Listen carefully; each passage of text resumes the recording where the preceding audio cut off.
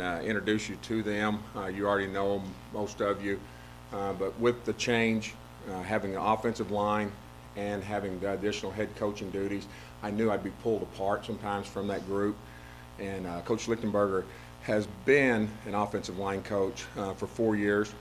He was at UC Davis and Ohio as an offensive line coach. Also, Saturdays during the game, my comfort zone was to go over and draw up plays and stuff with the offensive linemen. That's kind of been left there, obviously, and he did a great job Saturday. He handled the adjustments there, worked well with the group. I had some obligations that came up that I had to meet with some people on Thursday, and he took the offensive line, and he's going to continue to do that. So, as a title, he's co-offensive line coach, and deservedly so. And he'll take that, and should any media obligations arise, any team obligations arise, he will take his position group, tight ends, fullbacks, and he will take the offensive line like he's been doing in working with that. And have the complete confidence in Doug. Worked with him for the last 4.5 years. He handled it this past week. It's something he aspires to do, is go back and be an offensive line coach, and certainly he has the qualities and did a great job last week.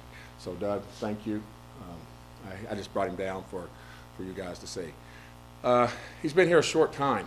You know, when you're special teams coach, he handles every player on the team, from the walk-ons to your star linebacker or your star tailback. He has to use them in the kicking game. He also coordinates the staff. I did special teams for 8 years. I know how that works. You have 8 assistants. You have to coordinate them, take their time, manage them into all phases of that. Even though John's been here as a brief time, I've grown to love and to trust him. And that goes along with the staff, and that goes along with the players. He has a great pedigree. He's been with some of the same coaches in that chain as I have, the Frank Broyles chain, you know, the Houston Nutt, the Jackie Sherrill, and spent time with them. So we think a lot alike. And in that regard, with the team, having the most respect for him, his players having the most respect for him, and the coaches, he's going to be our assistant head coach. A situation arose last week. I was scheduled to be in 2 places at one time. Obviously, I'm not capable of doing that, as you know, and should that situation arise again, John is more than capable, more than willing to help the team. John, thank you. Thank you, Doug. Thank you. All right, on to why you're here. The Memphis post-game thoughts. You know, as student athletes and as coaches, it was an eventful week. Many of them hadn't been through that. I was reminded to when I was a graduate assistant at Arkansas for Jack Crow. After the first game of the year, we had to go round the team up and explain to them and tell them we were having a team meeting because we just had a coaching change. Joe Kynes became the interim coach. So I'd had 2 times around, and my wife reminded me of. But, you know, your worries, your concerns, as being named interim from the staff, from players' perspective, how they'll play, how they'll show up, that was answered. And a lot of credit goes to those student athletes. I mean, Tuesday was a whirlwind day for you guys and for me. It was for them. They had a day to sort it out. Wednesday, much better, more lively practice. Thursday, we were moving forward. We were moving on.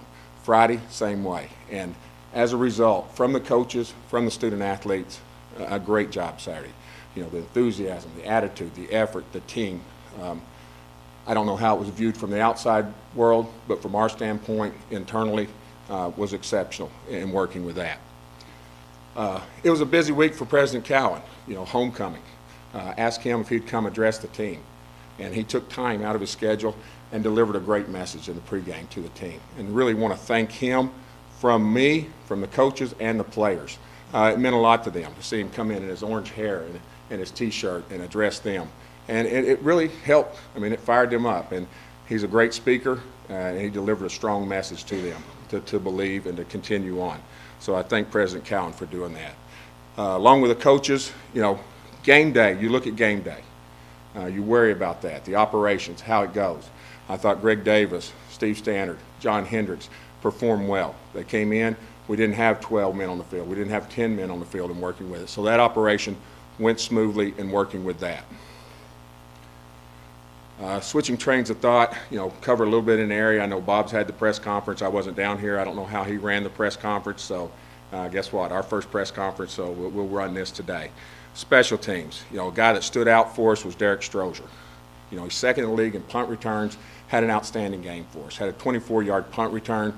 had a big momentum swing for us. You know, after they scored after the blocked punt, he blocked the PAT. So those were two big plays that Derek made for us. Robert Kelly continues to shine. You know, we'd like to limit him to fewer kickoff return opportunities, but he is a tough competitor, and I know he's young. You know, he's a freshman, but gosh, we're going into game 9, aren't we?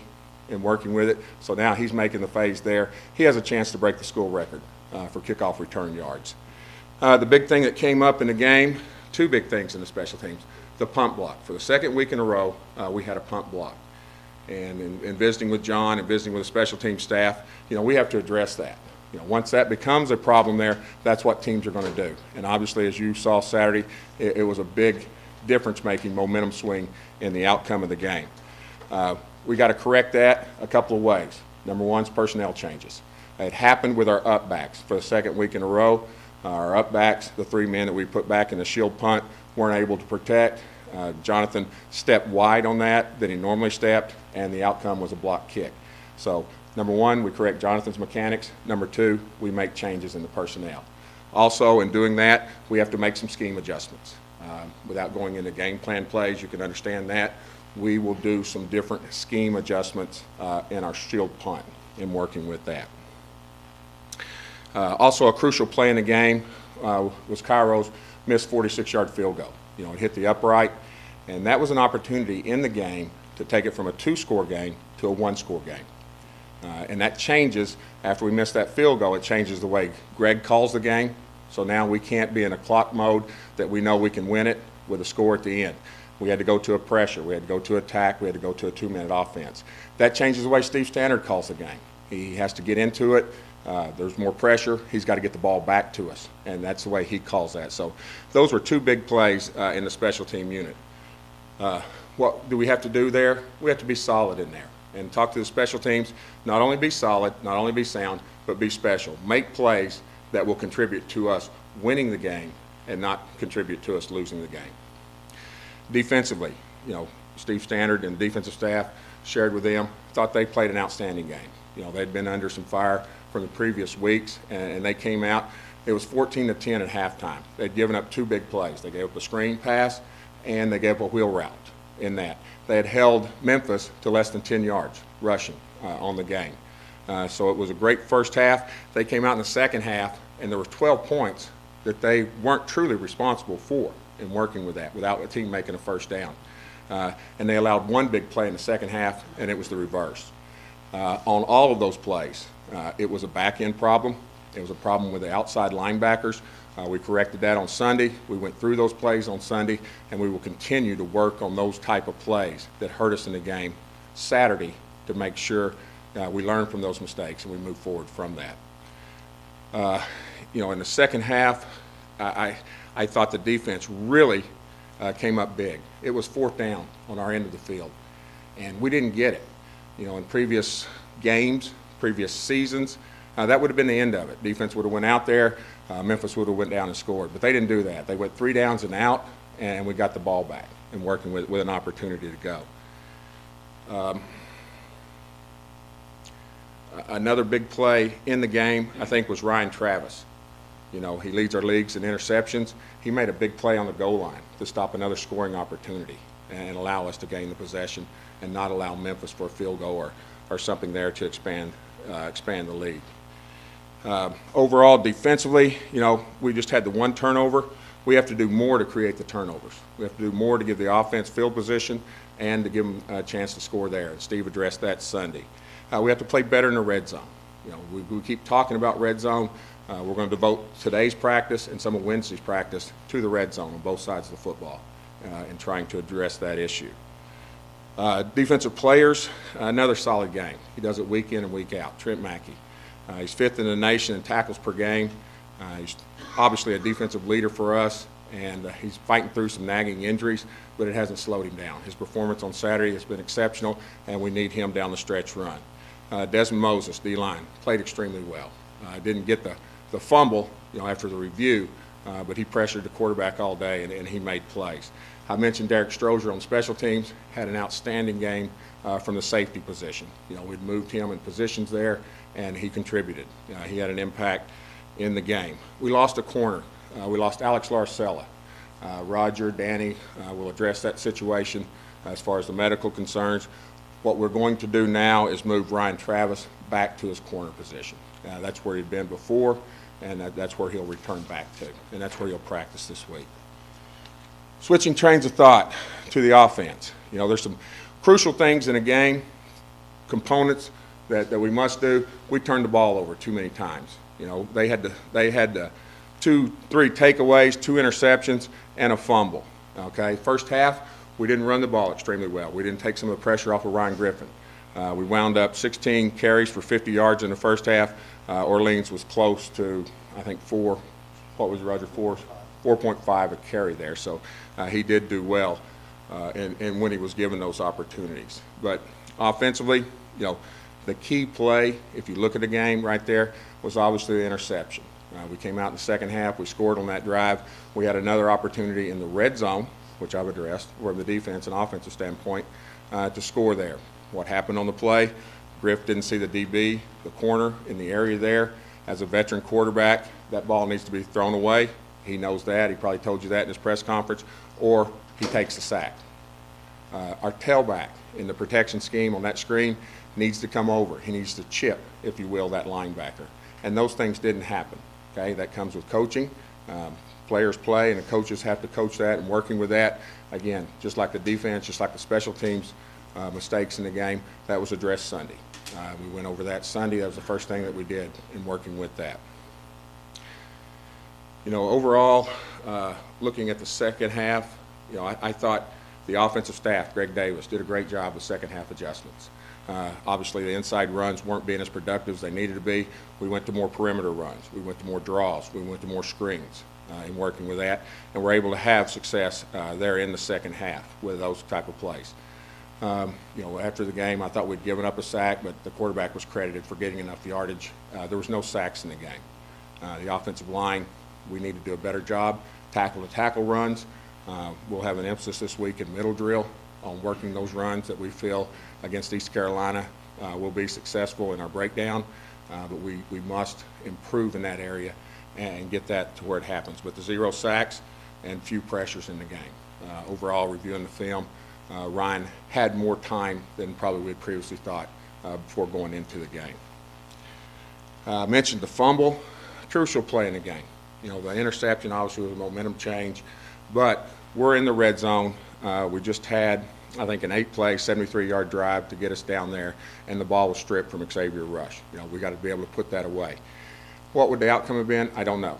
But would love to have that opportunity to score, go for 2. We were down 16 points. Obviously, we'd need the onside kick. We would need another score, and we'd need another 2-point possession. But that opportunity wasn't presented to itself. Again, turnovers, something that we'll work hard in the blaster with all skilled guys, and we'll do turnover circuits in working with that. Offensively, Orleans had an outstanding game for us as far as 4.7 a carry. Really made some tough yardage, some tough plays in working. I mentioned Harris Howard. You know, Harris had an ankle injury a couple of weeks ago. For an offensive lineman with an ankle injury, you just put more tape on it. And he battled through. He worked hard in that, and he had an outstanding game for us. And another receiver that's starting to show up is Wilson Van Hooser. He made some plays for us there, and we'll need some plays down the stretch run. Obviously, you know, you look at the game and recap it. You know, 7 to 8 plays in a game will make a difference. You know, you roughly run 75 to 80 plays offense, defense, 30 to 35 plays in the kicking game. Somewhere in there, 7 to 8 plays are going to make a difference. Some people say 3 to 4. This game was no different. For us to move forward, for us to be successful this week against East Carolina, we have to flip that, and we have to be the one in those 3 to 4 plays, those 7 to 8 plays, for that to make a difference.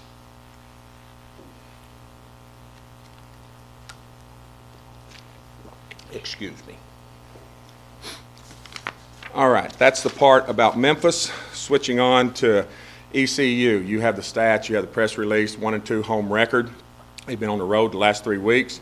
They're 3-4 overall, 2-1 in the East, and they're tied for first place. So obviously this game means a lot to them and a chance to come back home and work with that. Offensively, they're a spread team. They spread the ball out. They have talented wide receivers. Their offensive line, I got to watch them last week when we were looking at the Memphis other side of the ball there. They're a solid unit. They're a tough unit.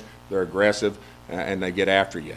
The guy that makes it go for them is the quarterback, Dominique Davis. You know, he broke the NCAA record last week. You know the stats there, 28 straight completions, 40 of 45. Unbelievable game. He is a difference maker for them, and he's somebody, you know, that we have to contain or at least limit, you know, to making the big plays that he made last week against Navy. Wide receiver is all conference. Lance Lewis, he can do things after the catch, outstanding athlete, and he's all conference punt returner. So John and the special team units will have to contend in working with him. That's just an overall view of them. Defensively, they employ a 3-4 scheme. It's a pro defensive attack. They're very multiple in that. There'll be 3 down linemen, there'll be 4 down linemen. So this week will be a little different than the Memphis week. There'll be a lot of concerns protection, there'll be a lot of concerns in the running game. There will be checks from Ryan. So it's great to have him back for the entire week so that we can start that process today with him. Defensively, they're led by linebacker Jeremy Grove, you know, leading tackler for him, 76 tackles, and really, you know, first team all league last year and working with that.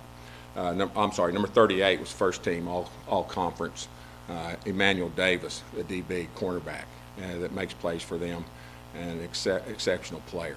So it will be a challenge, both offense, defense, and special teams, but that's what lies ahead in working with us.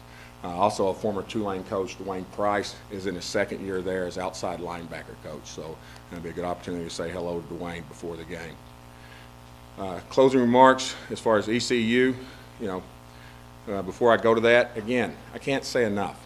I can't say enough. The emails, the letters, the phone calls, disappointment in the loss. Total disappointment there. But for our student athletes and for our coaching staff to respond the way they responded in that type of week was just a great credit to them as good people and good players in this university. What do we have to do? We got to stay together. We got to stay focused. You know, one game believing doesn't always measure up to success. It's a challenge. It won't happen in 1 week or a half a week, however many days that we had in working with that. We must continue to believe in ourselves, staff believe in our players, players believe in our staff, and keep pressing forward, okay? We got to create the best game plan we possibly can, and the players have to believe in that game plan, be excited, be enthusiastic, be consistent from 1 week to the next. I know Coach announced team captains, so team captains from this week, based on their performance from the game Saturday, Derek Strozier will be a team captain, and Harris Howard will be a team captain for us. We're going to do something different today before we take questions, just so Coach Hutson gets to know each one of y'all by name. Please state your name before you ask your question. Please raise your hand. Thank you, Roger. Got you down, Tammy. Derek Strozier, what he did at safety, I thought, being able to switch positions and you know the performance that he had, that gave that position, it seemed like a real lift in the defense. It gave both the DB position and it gave the defense a real lift.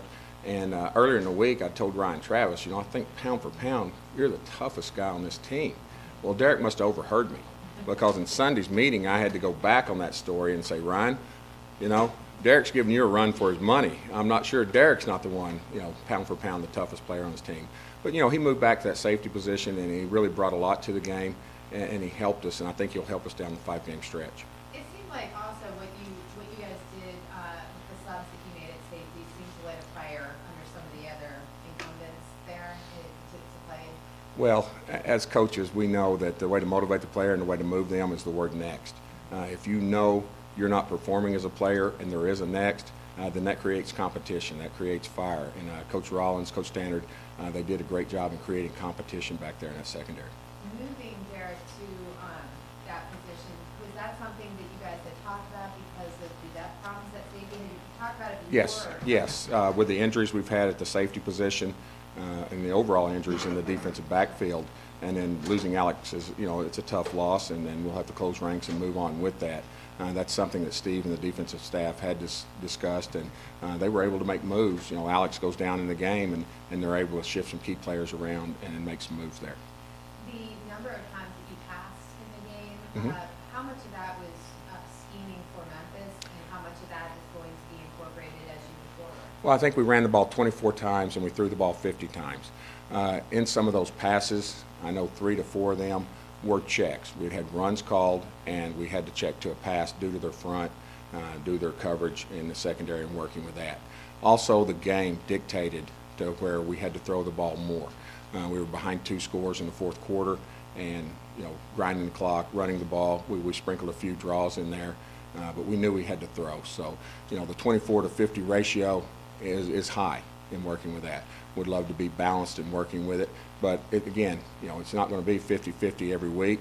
The game situations will dictate that. What the defense is allowing us every week will dictate what that ratio is. Is there more pressure this week to balance that out because of the threat? I mean, I've seen their quarterback play, and it seems like there's no margin he can't make up. Well, certainly there is, and I mentioned earlier, we need to take some pressure off of Ryan as an offense. We need to run the ball, obviously more productive there, and if we can keep it out of that quarterback's hands into our hands, then we will have some success Saturday. Scott Christian back again. Gotcha, Scott. It was just the idea of mistakes you brought up a couple minutes ago, 4 or 5 plays. Mhm. That seems to be the way that several years on here. Well, Saturday was no different, but just the idea of losing those mistakes, how do you do it? Obviously, Bob can never play over. Well, and Bob's no different there. You go out, you address the issue with the team, you show them the video, you make personnel changes, and you make scheme adjustments, and you work on doing that. And then in that part of it, that's how you do that. Saturday night, after I got home, I'm watching TV, and I'm seeing some reoccurring themes on some teams, whether it's they have a history of it or not. That's something that happens on game day, and working with that. So we have addressed it. We've addressed it in the past.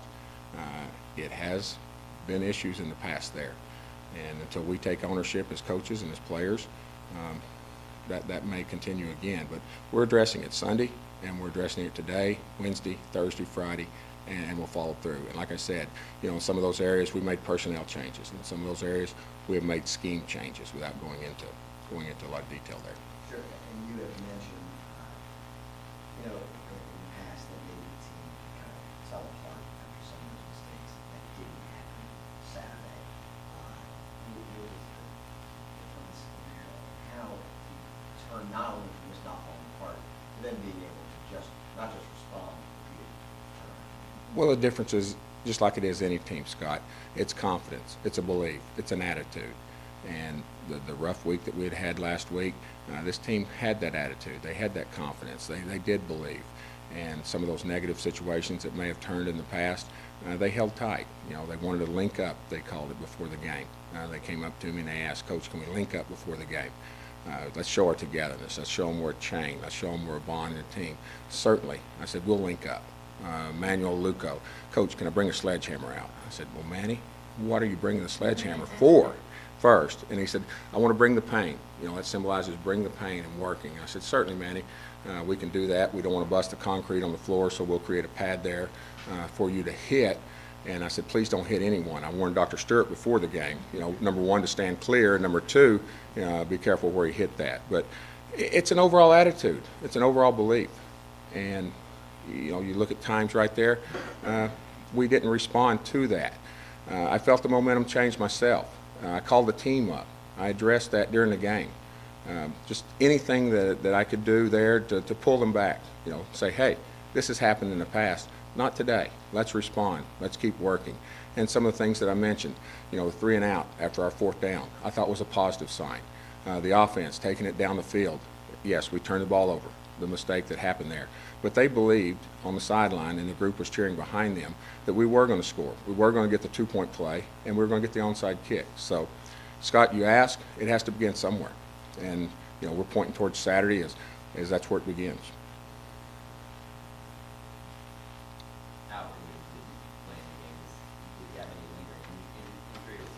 No, Albert didn't play. He's our 3rd-team tailback. Had a number of second-team offensive linemen that did not play. Our second-team quarterback did not play.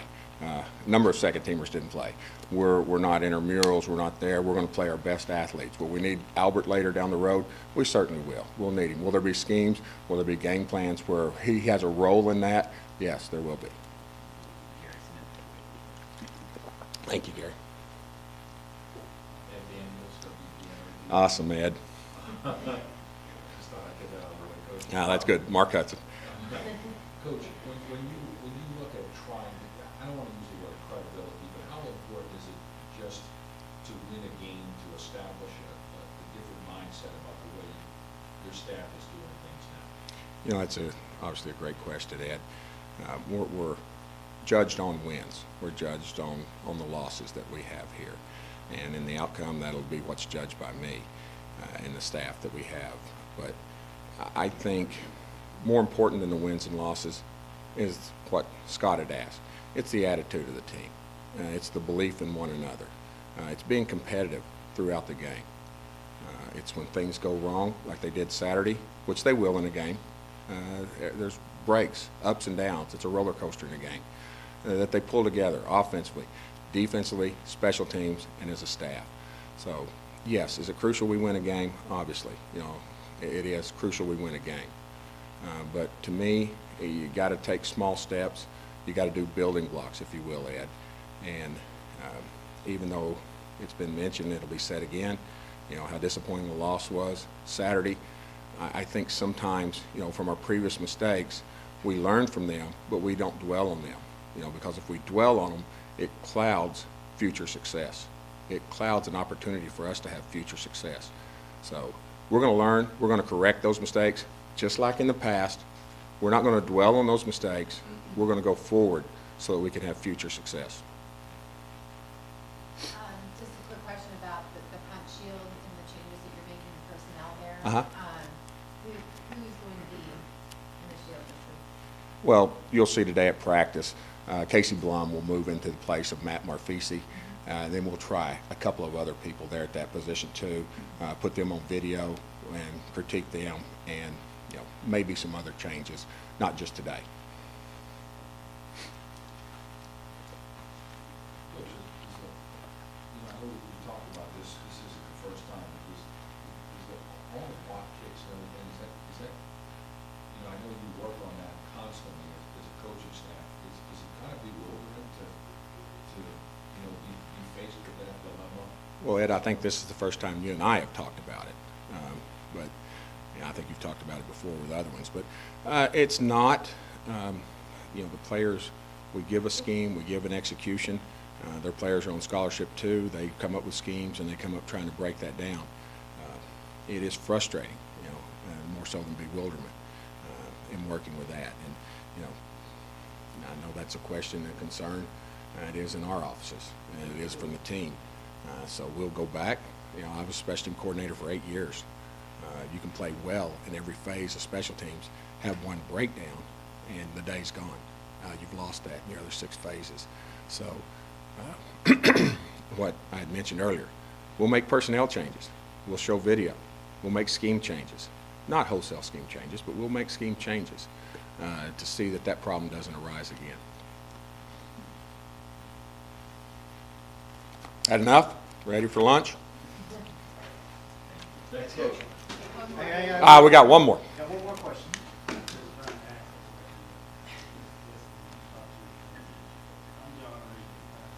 Hey, John. Good to see you again. How much do you use war again? How much do you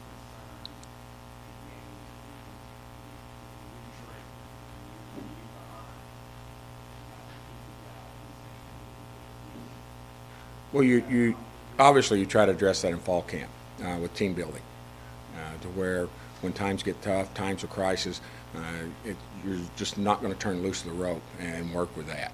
And then you hope that carries through during the season. And then if you do have those situations, you rally the troops, you know, as assistants, as the interim head coach, and you pull them together. And our leaders on the team, our Trent Mackeys, our Desmond Moses, you know, our Ryan Griffin, they have a voice too. They have to say, come on, guys, and be the leaders, you know, Cedric, and pull together in working with it.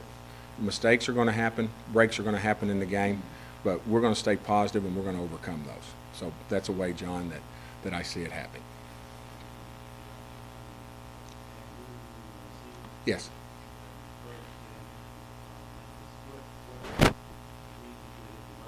Confidence. Confidence. Confidence. He's gaining confidence each week. He has all season, from the opening bubble screen at Tulsa that he took for a touchdown. He caught a bubble screen out here last week, and I said, you know, Wilson, you're allowed to do that again. You know, and anytime you want to do, starting Saturday against Memphis. But he's confident in himself in doing that. Anything else? Thanks, guys.